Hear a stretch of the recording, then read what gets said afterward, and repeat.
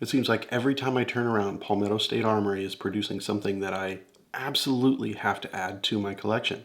And the AKV, it's no exception. How could you not love an American-made AK pistol chambered in 9mm that uses the ever-reliable CZ Scorpion mags? Let's just get right into it. When PTR designed their MP5 clone, I got one pretty early on. The serial number on mine shows that it's within the first, 350 that were built. As much as I love the nostalgia and the straight up shootability of the MP5 platform, it's also incredibly expensive. It's dated.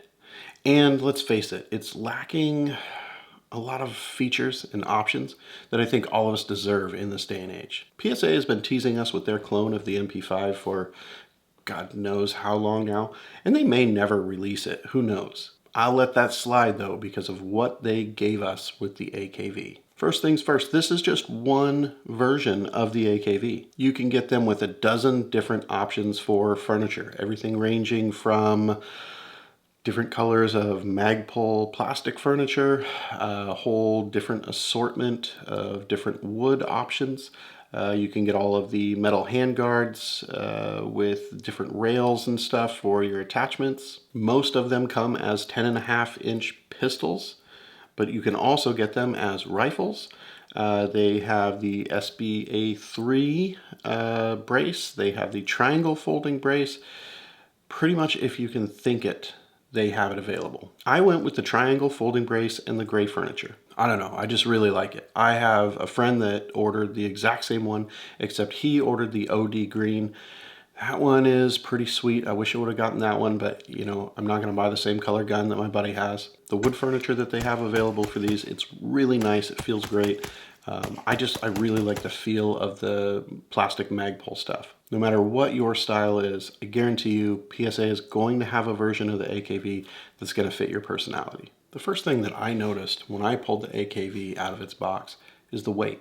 It feels heavy, like heavier than it should be. At the same time, it doesn't feel heavy like when you take it out shooting, your arms are going to get, super fatigued and tired. I have an old SKS out in the safe and it is long and heavy, and you shoot a couple of mags through that thing and your arms are not happy with you after a while. This is not the same. It's heavy, more like well-built heavy. The weight is extremely well balanced, and because it is only 10.5 inches, it doesn't feel like you're reaching out really far to support all of the weight of the gun. Everything is all right up close to you, so it's nice and comfortable, compact package. Something that you're going to notice real fast with this gun is the high level of quality and craftsmanship. This is not your run-of-the-mill AK where they take a piece of sheet metal and they cut it out and they fold it and they rivet it and they slap a barrel on and ship it out to you. Sure, the receiver is sheet metal, but Palmetto State Armory, they don't cut corners. They make high quality products. They go above and beyond. I mean,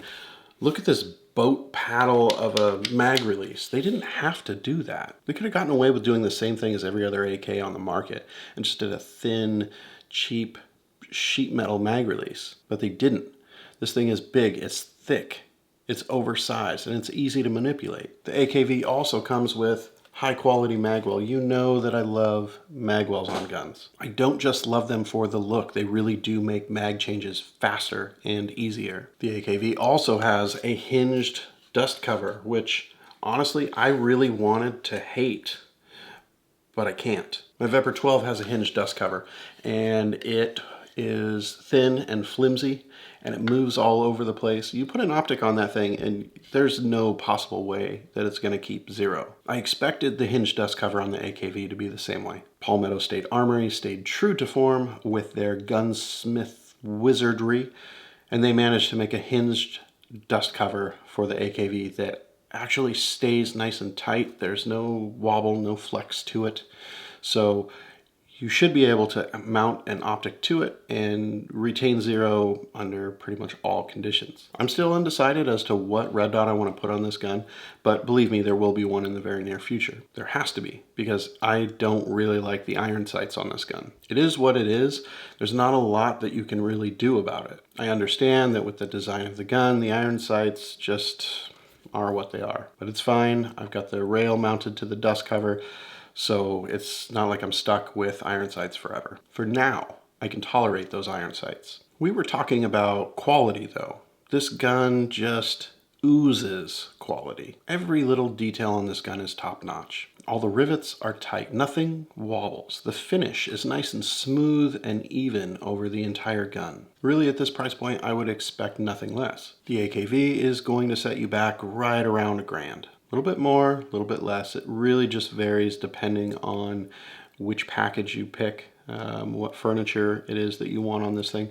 And every once in a while you can catch one of those crazy ass sales they do. I think there was one recently where you could get the AKV with a crazy number of mags and a case for basically the same price as a standard AKV. If you're going to spend $1,000, you're not going to get anything that is better quality than what you're going to get with the AKV. You're definitely not going to get something that's better quality with that same level of warranty that PSA provides with their products. Nobody does value the same way that Palmetto State Armory does. I mean, look at this thing. They could have done all kinds of different stuff with the magazine, you know, proprietary bullshit. Companies love doing that because then it forces you to buy their mags. Then they can turn around and charge an arm and a leg for them. No, PSA did their usual. They made this thing packed full of value, and they used CZ Scorpion mags. There are a ton of mags out there for the Scorpion. That gun has been really popular for a long time, so most gun stores are going to have a pretty good assortment of those mags in-house. Magpul, of course, made their version of the Scorpion mag recently.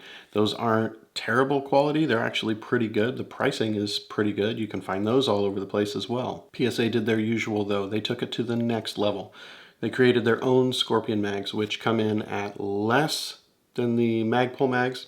And honestly, they're higher quality. The prices fluctuate, of course, but PSA sells these things for like 16 bucks a piece. And there are a ton of options for colors. Scorpion mags, they have a proven track record of reliability. Not only do they bring that reliability to the AKV platform, but also because the follower is designed for a last round bolt hold open, we also get a last round bolt hold open here on the AKV. That's a big bonus.